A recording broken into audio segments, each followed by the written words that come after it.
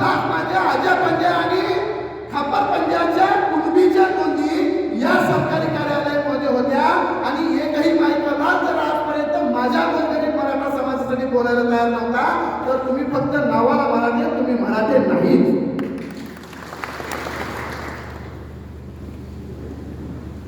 लाळे, मी मागाशी म्हणलं लाळेवरती खरंच बोलणार, कारण मी एका ठिकाणी नाही आणि मला काही इलेक्शन लढवायचं.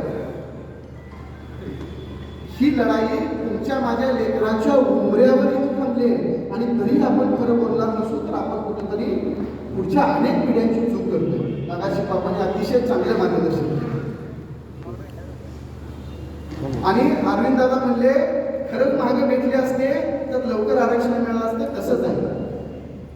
खरंच अशा लोकांची सगळ्या टीम आज जे आपण सगळेजण एकत्र येतोय ती मागच आली असती तर ही संघर्षाची आजची वेळ आली नसती.